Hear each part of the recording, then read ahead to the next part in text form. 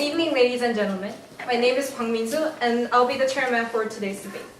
Today's debate will be progressed with 2 sets of constructive speech and rebuttal, 2 sets of attack speech, and 1 set of defense summary speech for each team.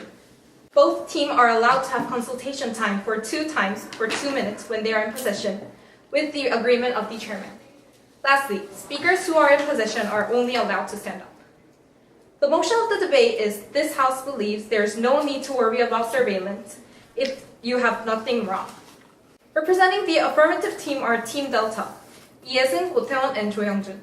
Representing the negative team are Team Charlie, Kim Yun-jung, Moon Ga-yeon, and Im Sung. I'm pleased to welcome our judges for today's debate. They are teacher Lee-Seung, Son Mi-kyung, Chae-yuri, and Alicia. Our official timekeeper today would be your chairman, and it would be allowed for the participants to also use the timer. I will clap once before 20 seconds when your time ends. Please stop talking if the bell rings and continue after the bell ends. I will stop the timer while the bell rings. Now, I welcome the affirmative constructive speech within 5 minutes. Speaker Lee-Seung, you may begin when you're ready.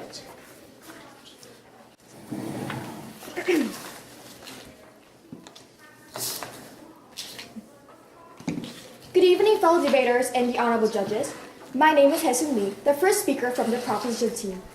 As a proposition team, we would like to clarify that we value the privacy of individuals and that surveillance programs run by government are simply there to ensure that can fully practice our individual and civil liberties and live as a full human beings. Because without the comprehensive surveillance programs governments run today, we should be more prone to domestic crimes and terrorist attacks that threaten the very liberties we value. But today's debate is not just about security. It's about whether you as a citizen should be concerned about such surveillance programs if you have done nothing wrong. And in terms of this question, which is the ultimate question in today's debate, we on proposition believe that if you have not done anything wrong, you should not be concerned about the surveillance the state is running. And to show this, the proposition will be running 3 arguments. First, surveillance programs in liberal democracies are checked and balanced on their high standards of internal and external processes, which is why if you are not breaking the law, you have nothing to be concerned of. And second, only people who have or plan to commit crime should be fearful of surveillance. And third, surveillance would lead to a higher reasonable expectation of knowledge from the average citizen. And fourth, it's not excessive surveillance you need to worry about, it's excessive privacy. I, as the first speaker, will present the first argument, and my second constructive speaker, Tae-won Go, will be presenting the last 3.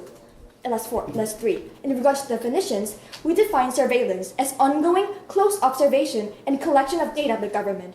This not only includes streaming from surveillance cameras we can see on the streets, but also comprehensive data mining programs run by intelligence agencies like the NSA. Second, for if you have done nothing wrong, we interpret this as if you have not broken any law. Hence, we will prove that the only people who should be concerned with surveillance programs are those who do actively break the law, not those who are law-abiding citizens. So for my first argument, is that liberal democracies have adequate checks and balance systems within their surveillance program to protect those who are law-abiding. I have 3 points of analysis. First, surveillance programs are inherently designed to prosecute people who break the law, not those who abide by the law. If you look at the purpose of surveillance programs, it is to gather information to be used for solving criminal cases or to prevent crime. For example, if you look at surveillance cameras on the street or in buildings, they serve 2 purposes in total. First, they deter crime. Second, they are used as evidence to prove innocence or guilt. Even when it comes to data mining programs, information is collected to gather intelligence regarding potential terrorist suspects, not ordinary citizens who abide by the law. In conclusion, if you have done nothing wrong, you have nothing to worry about because the inherent target of surveillance programs is not law-abiding people like us. Second, surveillance programs have extremely high internal checks and balance systems to prevent the misapplication of justice. That is to say, when it comes to surveillance cameras, for example, only the original video can be used as evidence, so there is very little possibility of faking surveillance videos to unfairly frame someone. Also, data mining programs go through months of surveillance to verify whether someone is clearly suspicious or not, and the decision to prosecute someone is ultimately decided by the prosecution's office. So, if you have done nothing wrong, you really don't have anything to worry about. For third analysis, surveillance programs also have internal checks and balance systems to prevent unnecessary intrusion of personal privacy. If you look at the NSA's prison program, For example, yes, the government does collect your personal phone call records, messages, emails, but they don't read millions of people's email at all. While they're collected, they reference for words through algorithms to find key expressions such as terrorist, bombing, Al-Qaeda, and ATC, and to narrow down their searches for potential terrorists who plan on endangering our civil liberties. If you're not one of those terrorists, you have nothing to worry about because all your personal information will simply be stored in a database, never to be read, and eventually deleted after some time because you are not a terrorist. That means even if you're cheating on your girlfriend, for example, there is like 99.9% chance it will simply be buried. Moreover, programs like the NSA's prison program have internal court systems called as the FISA court where they check whether surveillance is conducted properly. There are internal laws that draw line from what can be collected and what cannot. Hence, this means that extremely private information, such as your nude photo if you have one, for example, will not be collected because the internal laws do not allow it. In conclusion, surveillance programs have strong and strict laws that protect the sensitive private information of citizens and are not collected indiscriminately. In conclusion, surveillance programs have adequate checks and balances, which is why if you have done nothing wrong, you really do not have anything to worry about. This is all. Thank you. We will now have questions from the negative side for 3 minutes. Speaker Bungayan, you may begin when you're ready. May I start? Do you agree to the fact that when it comes to the surveillance system, you're not being checked depending upon who you are, but the reference of the words that you use in the internet? Please answer in yes or no. Yes. But do you also agree that I as a very law-abiding, lovely person, if I search in the internet terror, bombing, Al-Qaeda, and such, to, for example, maybe prepare for a debate, now I'm going to be checked from the government because I used these words? No. Okay, you told us, then are you saying that if you're a law-abiding person, then even though you wrote terrorism or Al-Qaeda in the internet, you're not going to check them? It depends on the case. Please answer in yes or no. Fine. Maybe. We believe that then are you also agree to that this system is a system that is conducted by the government? It is not conducted by people. It is conducted by an internet computer system where they find out whether that person used that word or not. Can you tell us how you are going to know if that person is a law-abiding person or not just by seeing these kind of records that these people use in the internet? Yes. Okay, then are you also aware of the fact that contradictory to what you say, the surveillance system checks every single normal person's also information, even no matter who you are? No.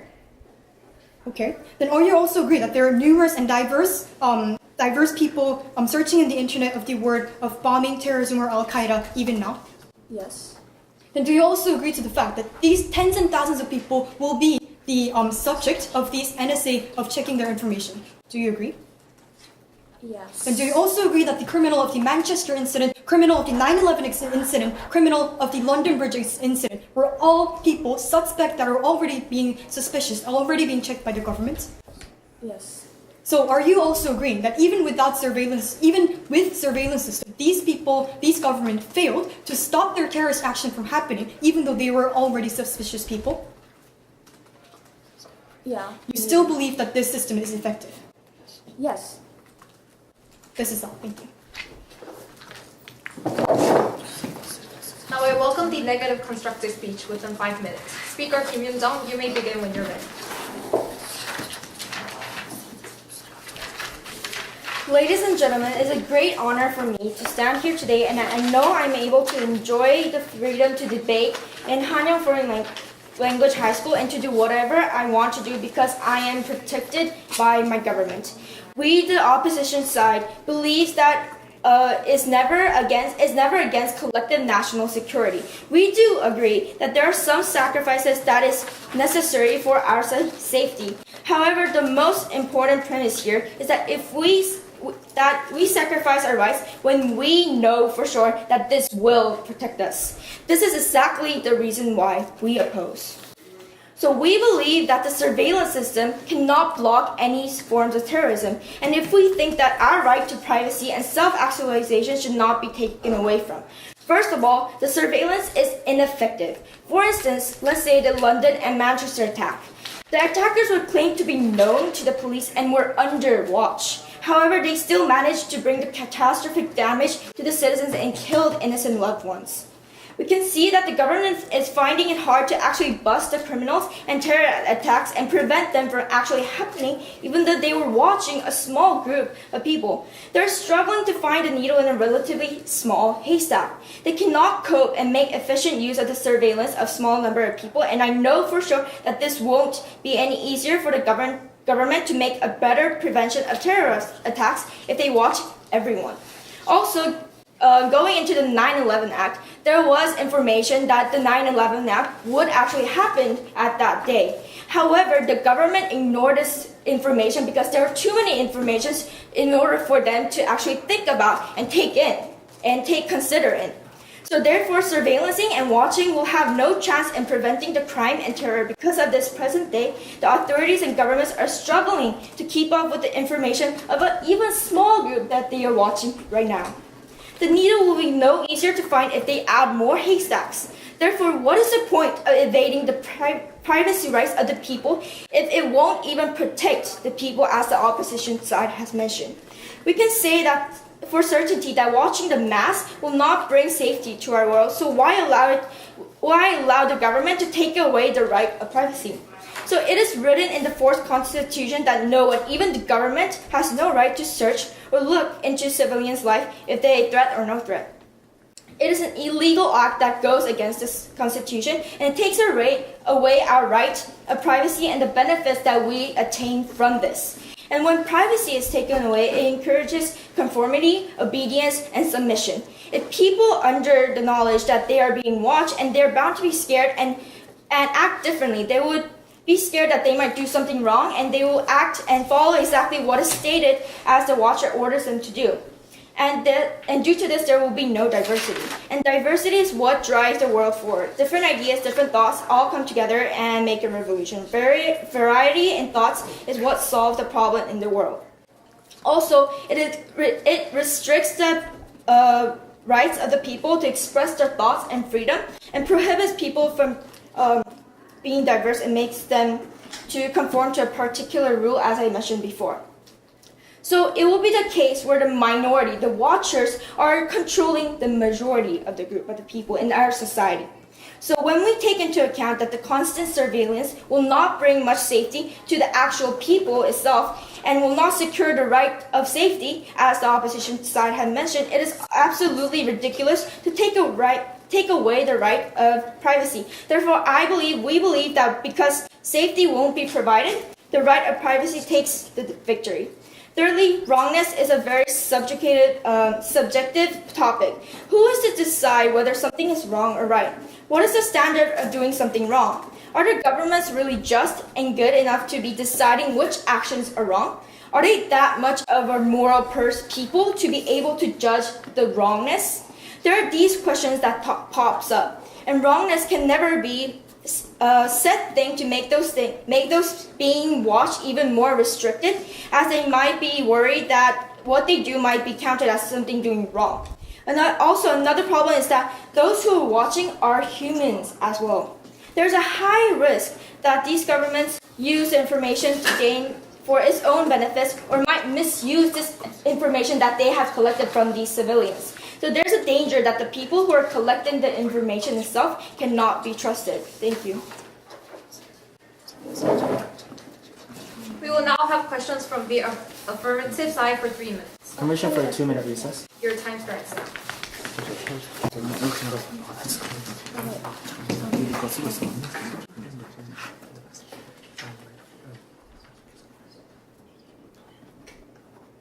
Your time is finished. We will now have questions from the affirmative side for 3 minutes. Speaker Yezin, you may begin when you're ready.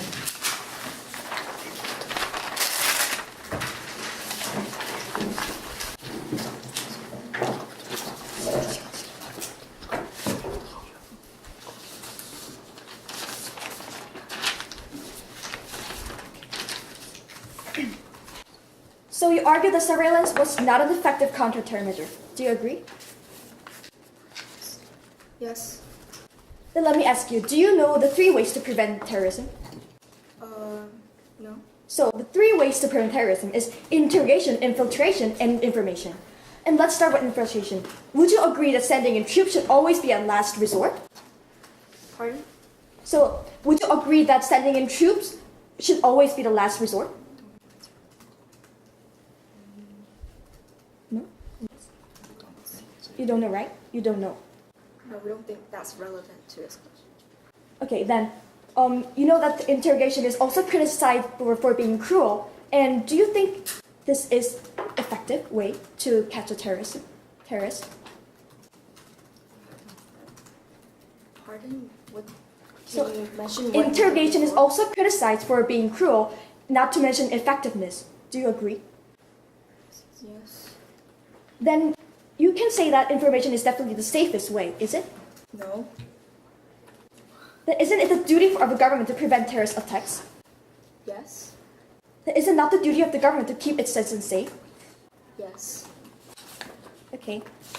And you said that it's very subjective topic and said that who is to decide something wrong or not is very subjective, right?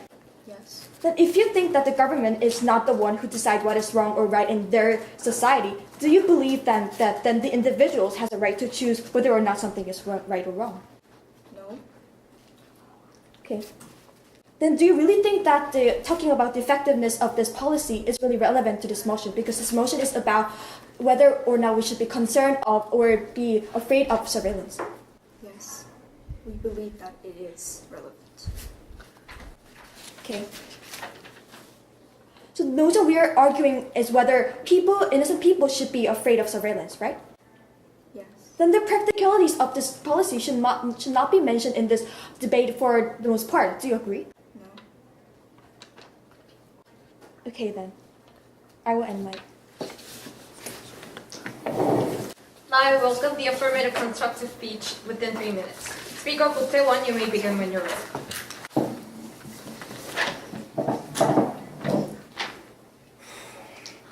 Hi, my name is Taewon Ko, and I'm the second speaker for the proposition side. See, again, as this proposition, we have to prove to you that there is no need to fear surveillance as long as you've done nothing wrong. See, yes, privacy is an important aspect of our society and our democracy. But there are no easy answers here. Let's get that straight.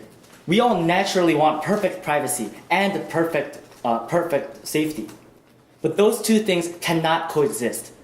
You have to accept some reasonable restrictions. People say that privacy is important for a lot of reasons, but in the eyes of the law, the only reason you would want privacy is because you are guilty. Now that sounds harsh, but hear me out. See, the only reason you would want privacy is so that you can have your chance to stand before a court of law and prove your innocence. Innocent until proven guilty, right? See, if no one's seen you do anything, and there's no concrete evidence, there's a good chance you'll get away with what you've done. Surveillance gets rid of that. See, if there's video evidence of you murdering somebody, or constant bank transactions between you and a known terrorist group, you've got no legal standing to plead innocence. Only the guilty hide in the shadows. The only reason to fear surveillance is if you're guilty. If you've done nothing wrong, you have nothing to fear. See, now many people may plead ignorance for their wrongdoings. And because there is no surveillance and a high probability that you won't get caught for what you've done, this may be okay. Who's going to see whether you've reported all your taxes or kept your car from emitting illegal amounts of dangerous fumes, right? See, people may claim to fear prosecution for cases such as these. Surveillance will actually help make a better society, though. People, aware that they are being held accountable for their actions, will take it upon themselves to educate themselves, be more aware, and abide by the law, even in everyday settings. It's one's duty to know the law and follow it. It's not something to be afraid of. It's something to embrace, making society better as a whole. See, here's the thing. It's not excessive surveillance you need to worry about. It's excessive privacy, especially if you're a law-abiding citizen. Privacy is what leads to corruption, not surveillance. Privacy is what leads to backroom dealings. Privacy and protection from surveillance is what caused the financial crisis of 2008. The corruption and underhanded deals of bank executives, bailed out by the hard-working taxpayers' money. With surveillance of this kind of thing, this never would have happened in the first place. No matter how you look at it, there's no reason to fear surveillance if you've done nothing wrong, as surveillance is just an extra layer of protection for the law-abiding citizen. Thank you.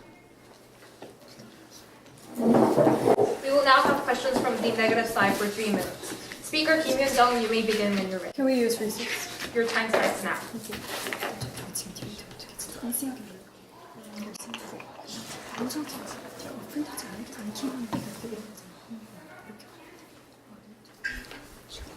Your time is finished. We will now have questions from the negative side for 3 minutes. Speaker Kim Hyun-jung, you may begin when you're ready.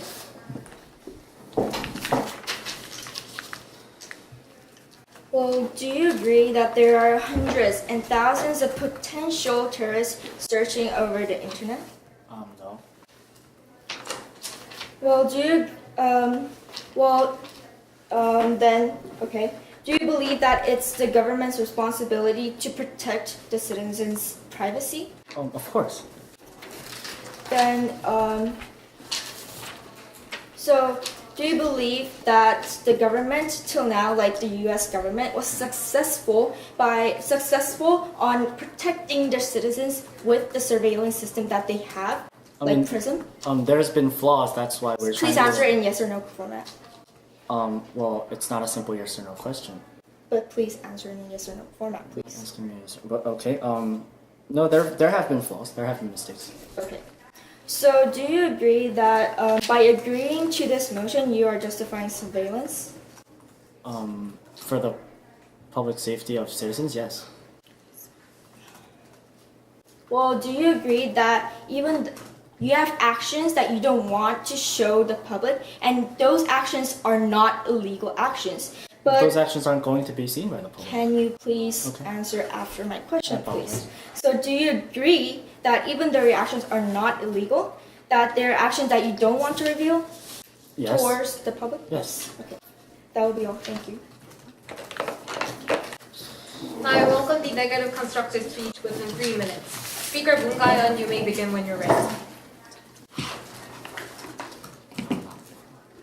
Mr. Madam Speaker, I understand that you were very confused until now, right? Because they were trying to make a very easy debate on telling us that if you're not afraid in front of the CCTV with your behavior, if you're abiding the law, then we win this debate. We believe that that itself is not the core of today's debate. What they're trying to do by agreeing to this motion is also justifying surveillance. Surveillance is about terrorism. Surveillance is about national security, but it is also about going into the public sphere in your individual life. But for the merit of this debate, I'd like to still respond to what they have said. Mr. Madam Speaker, we still believe that even though your actions are not illegal, there are some actions that you do not want to show to the public, right? You looking at very inappropriate pictures, you doing certain things that the society does not really accept, things that are not illegal, but still things that you do not want to reveal to the public. You have the right to not reveal that to the public. They say it's a simple thing because you're going to erase them. Because the government are not going to use them, but they're going to erase them. But we believe that's not that simple question. We believe that the concept that yourself is being watched by another entity, your actions that you do not want to be revealed in that is being watched in itself is a very not democratic system in the first place. We believe that you as a citizen, if it's not a severe national security problem, then you have your right to privacy. And that is why, as Mr. Madam Speaker, we're telling you that if that surveillance system cannot automatically 100% for sure help our national security, they cannot go and even look at our not illegal actions because we believe that we are living in a democratic nation. So let me move on to more about the surveillance question on how that is very ineffective in the end of the day.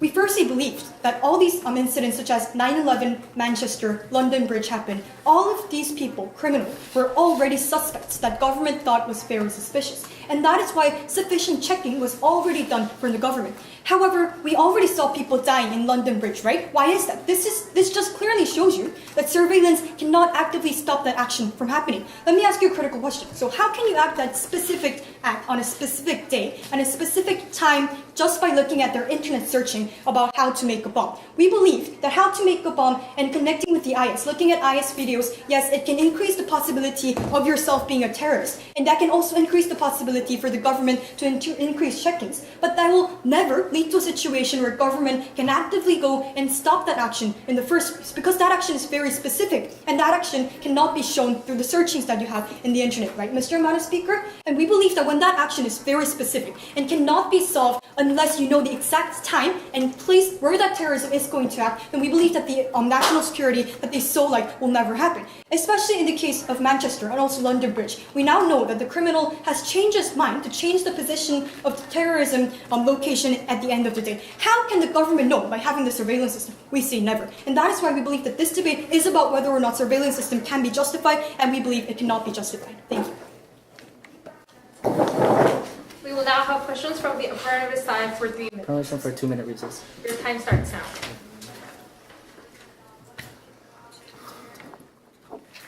Your time is finished. We will now have questions from the affirmative side for 3 minutes. Speaker for Taiwan, you may begin when you're ready. So you've started your speech by saying that you have these photos, you have these internet searches that you don't want to show to the public. Is that correct? Yes. But I just want to make it clear that when these governmental agencies collect your information, this information isn't going to the public, is it? Yes. It's being collected by the government agencies, right? But it's still being watched. It's being watched by the government agencies, right? Yes, watched. Okay. So it's not being shown to the public? Yes, but it's watched by someone else. That is not me. By an algorithm, a computer called Prism, right? With this program. Prism that is also organized by a person. Okay. You've also mentioned that the surveillance has failed to catch people who are already suspects. Is that true? Yes. Surveillance found the info, right? Info, but it never stopped the actual action. Yes, but they found the info, right? How is that effective if they cannot they cannot prevent the actual Okay, well, I terrorist? answered your questions in a yes or no form, so could you please do the same? Can you repeat your question in a yes or no? Surveillance found the info, right? Yes, they did. And the terrorists still couldn't be stopped. Couldn't, yes. And that's the surveillance's fault? Of course.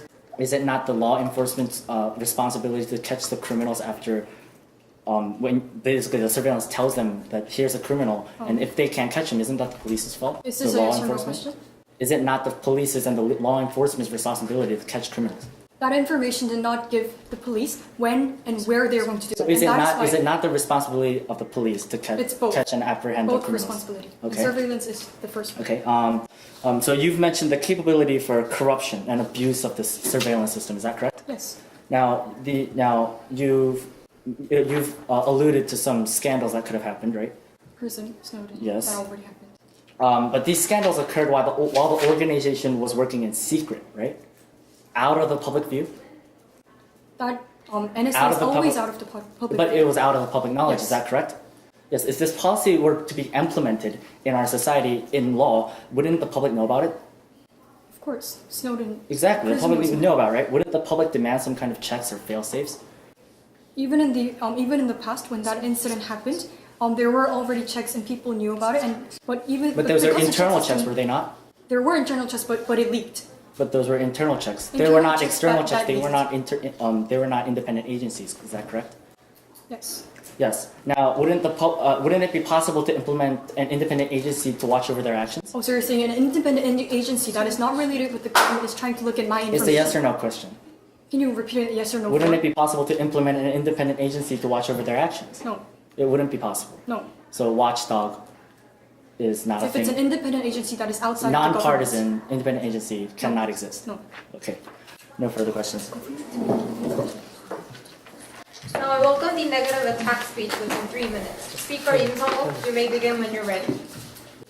I should start.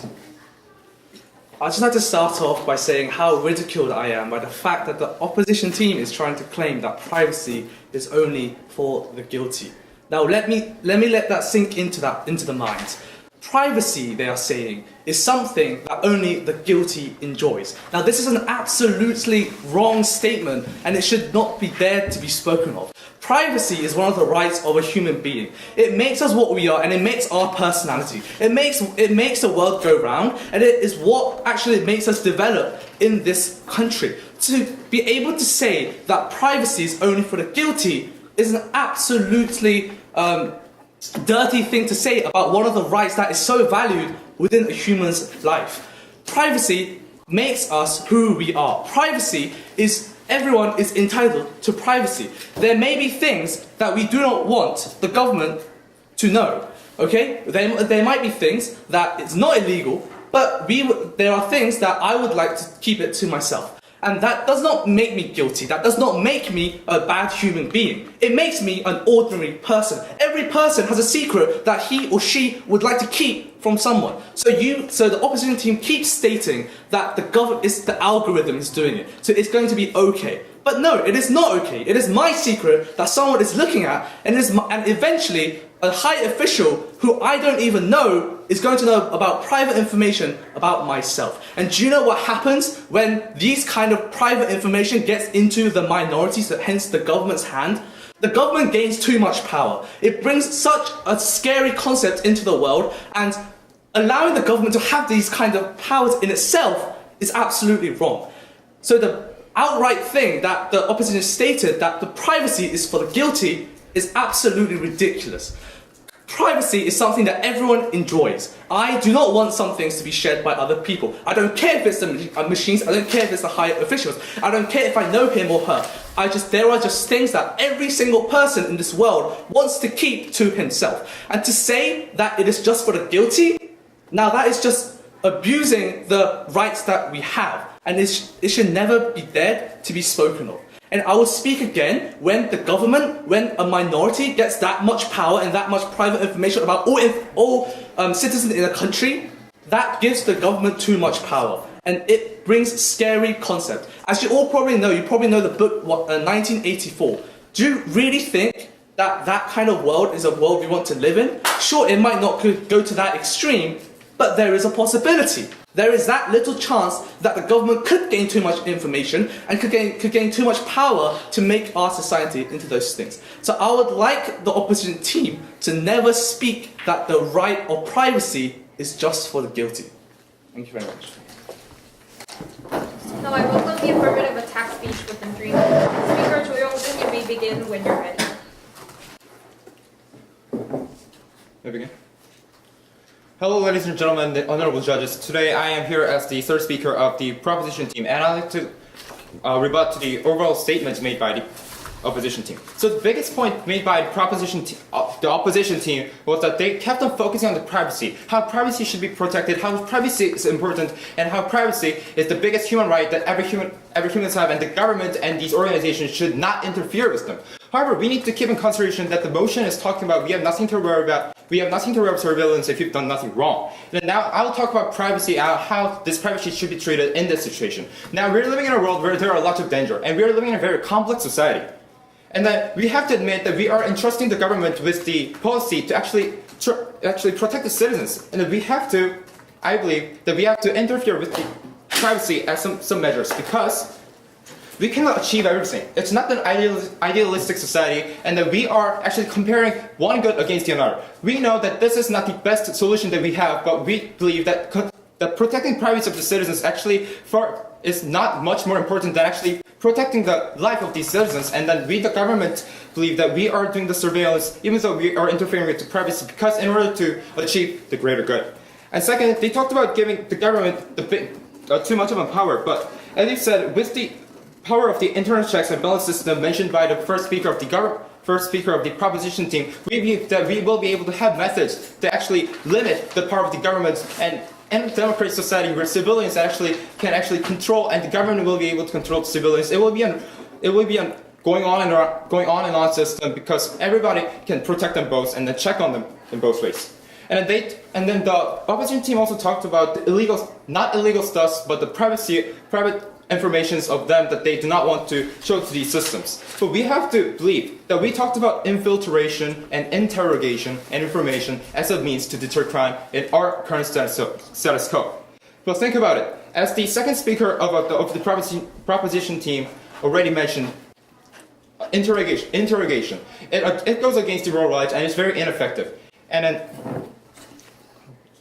sending troops to countries or sending police to the people, it takes a lot of time, and it also goes against the rights, and it's very hard. So we believe, the proposition team, the only practical way left for the government to actually enforce using the system is to use the information, and that is by utilizing the system of surveillance. It is the most practical way that society can do.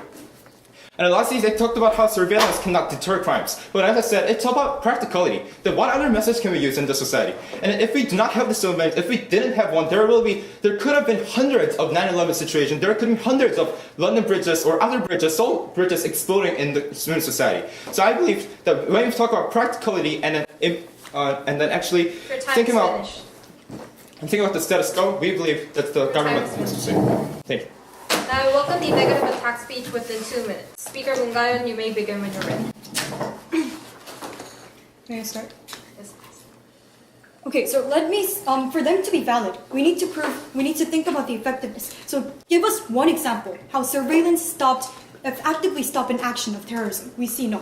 Because we say that when it comes to effectiveness issue, it's not the fault of the police. We trust the police that police can stop an active action if they know where, when that terrorism will happen. But the problem is, Mr. Madam Speaker, is that a surveillance system does not give you such information for the police to actively stop that action from happening. And we believe that we cannot just stop the action. If we just know about the information of who is a potential terrorist, does not give any effect, does not give any benefits to our national security. And that is why when we talk about the 9/11 accident, 9/11 was actually reported to the NSA that maybe this person who was the real criminal of 9/11 might commit a terrorism action. However, the NSA said that since they have so many other information, no, that's not the kind of information we're talking about. And that is why the 9/11 happened. This is the ineffectiveness of the system, Mr. Madam Speaker. There are too many issues. There are not specific issues that can actually go and help our that can help our national security. But not only that, they talked about an independent agency, right? That's absurd. This means that a government, not a neutral government, but another independent organization is now going to come into my private sphere and going to see my actions that I want to keep it to myself. And that is why, Mr. Madam Speaker, we believe that the problem will be worsened if it becomes an independent organization which is not even neutral like the government. And that is why we believe that the concept of your action being followed by in itself is much of a problem, but they make it worse by saying that independent organization would go and come taken and taking care of the information. Lastly, let me tell you why this will actually go into the privacy of these people. We believe that this system works, and that so if I search in the internet how to make a bomb, or for example IS videos, then they're going to say that since I searched IS videos, my potential of becoming a terrorist will go up. And that is why they will come into my public sphere. They're going to look at all the other actions that I have did, which means that even though I wrote it because of curiosity, my actions are getting checked, and we believe that this is unjustified. Thank you. Now I welcome the affirmative attack speech within 2 minutes. Speaker Taewon, you may begin when you're ready. This debate is not about the effectiveness of surveillance, as the opposition would continuously like to mention. If there are, here's the thing, if there are flaws with surveillance, there can be technological advances, there can be reforms, there can be new policies implemented to make it better. This is not what we are debating about today. But since the opposition would like to ask, for one instance, for just one example, when surveillance has stopped a terrorist plot, there's been an instance where a cab driver in 2013 in San Diego gave $8,500 to a known terrorist group, Al Qaeda.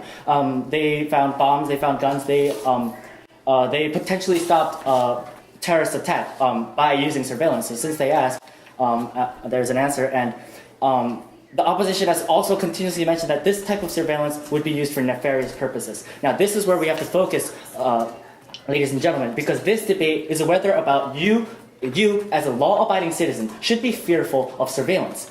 Now that the government, they claim that the government would be corrupt in its dealings. Now, they've brought up past cases in history where the NSA and other organizations have abused this sort of surveillance power, saying that this would happen in the future if this sort of surveillance were to be implemented.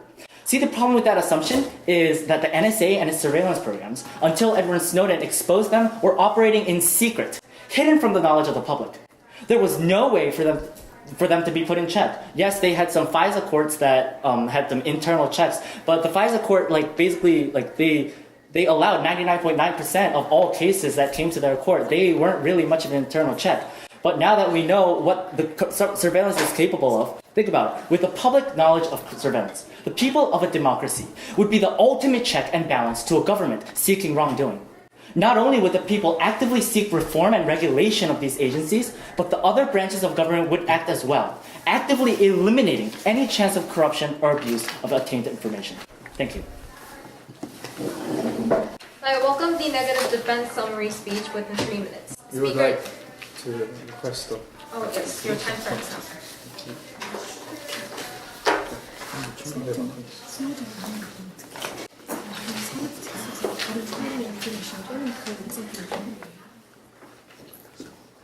Your time is finished. Now I welcome the negative defense summary speech within 3 minutes. Speaker Im Sung-uk, you may begin when you're ready. Okay, I should start. So the opposition team, I would just first like to answer the opposition team as they are taking a lot of curiosity on thinking why this motion is actually related to the effectiveness of how much it will be.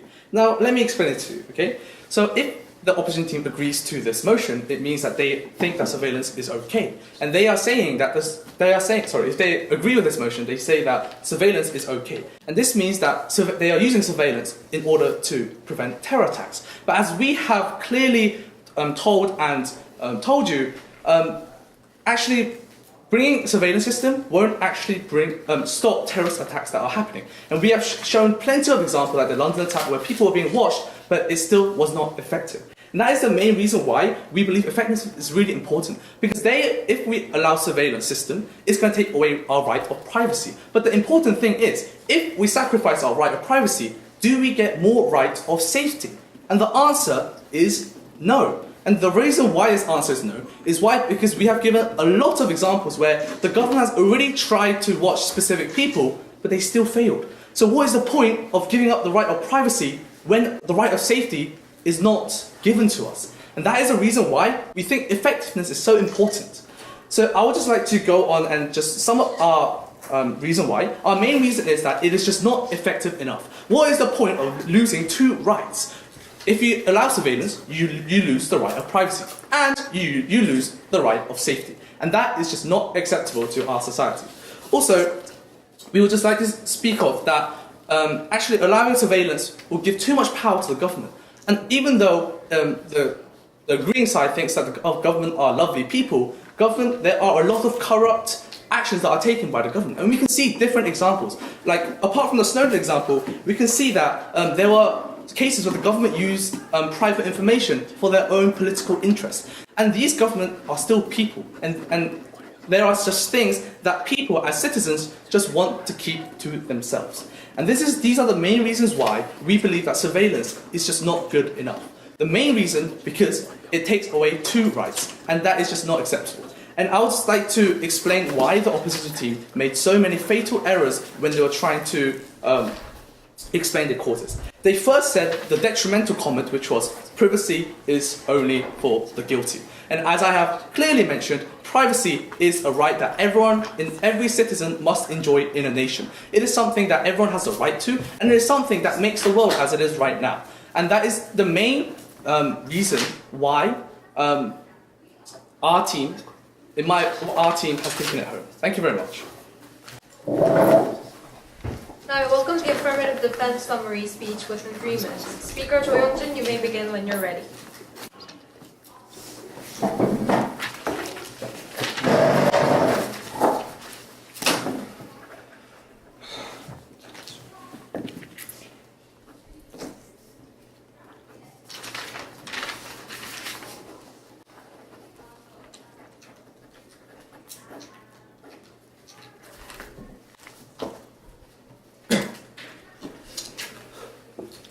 Hello, ladies and gentlemen, and the honorable judges. As the last speaker of the proposition team, I'd like to sum up this debate and argue why the proposition team take this debate home. Now, the first argument, and the biggest argument, one of the 2 points mentioned by the opposition team was about the effectiveness of this surveillance system. Yes, we agree that the logic that they argue is effective and then how we need to talk about the effectiveness of the surveillance system. However, we should also take into consideration the motion is about talking about innocent people and what surveillance has to do with them. And we agree that effectiveness is a serious issue that we need to talk about when we're talking about surveillance. However, to this motion, that's a sub-topic, and that is why when the proposition team is arguing about how it will be able to actually better protect the citizens, the government team does not understand why the opposition team is putting so much focus on this effectiveness issue. And then now, I'd like to move on.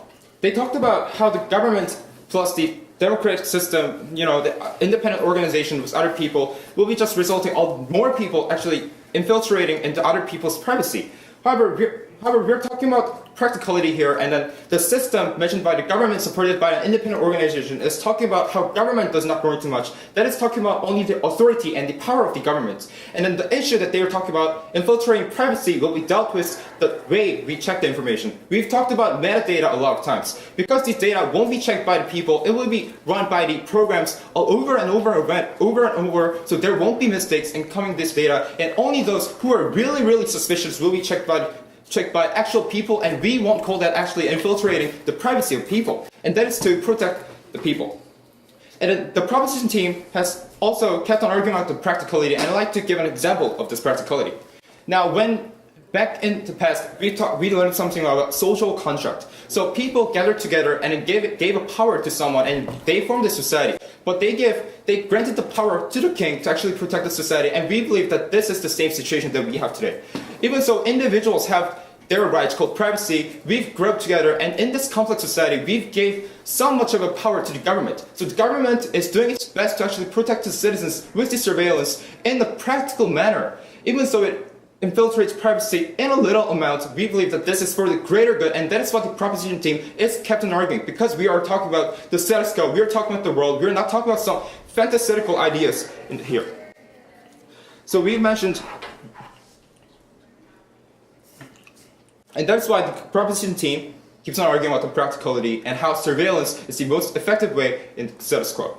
Infiltration, interrogation, these are quite useless, and as they are proven. However, there are lots of examples that surveillance actually success in actually catching these criminals, and we can actually easily guess if even without surveillance there could have been lots of more terrors happening in the current society. And that is why the proposition team believes we can take this debate home, and thank you for listening.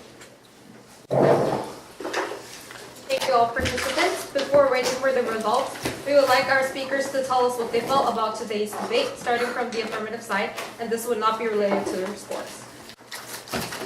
So I believe that this debate was very difficult one because the proposition and opposition had a very big clash and all the things like that. But I appreciate for all of the fellow debaters and the judges' participation in this debate, and I believe that this debate was a very fruitful experience in my life. Thank you. Honestly, this debate was pretty hard. Because number one, because the motion is so broad and it's so there's a lot of historical precedent for what we're trying to argue here. So I think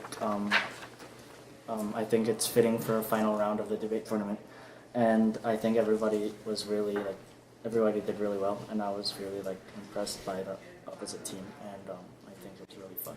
Thanks. Well, compared to the university integration topic, this topic is a topic that requires more logic and then how each side actually takes their stance. And then we believe that the proposition team and opposition team both had very unique stances, and that is why we were able to have lots of clashes and have a thorough argument. And then that is why, because of the topic, we were able to have somewhat of a sinister debate throughout this time. And then it was a gratifying experience. It was very fun, and then I am very happy that I could be here. I really thank the teachers in the school for letting us have this experience. It was a very fruitful one, and I really did learn a lot. It made me think a lot about about these kind of issues and what would actually happen if these actually came true. And it actually made me think a lot about the society and about the government and the laws and things like that. And I was very pleasantly surprised of how skillful the opposition team was. And I really thank the opposition team for debating in such a good manner and actually having a really good debate. And I really do thank everyone. I firstly thank the proposition side, also all the judges, and also Kim Ji-yeon for his camera. It was very surprising for the unique stance that they took, but I think because of the unique stance, we could have had a much more fruitful debate than I had expected, and I also was very inspired by their level in debating. So I thought I learned a lot about society and also about national security. That is very important. Which is a very important thing now. So I think it was a very happy experience. So I also believe that this was a very tough debate for all of us. And even with there are a lot of the exam is coming soon, and there are assignments still due right now. I believe that we still did a pretty good job, even though with all the workload. And I believe that we tried our best, and we had a very fruitful debate. Thank you. Thank you. Now participants will wait for the judge's decision outside of the room.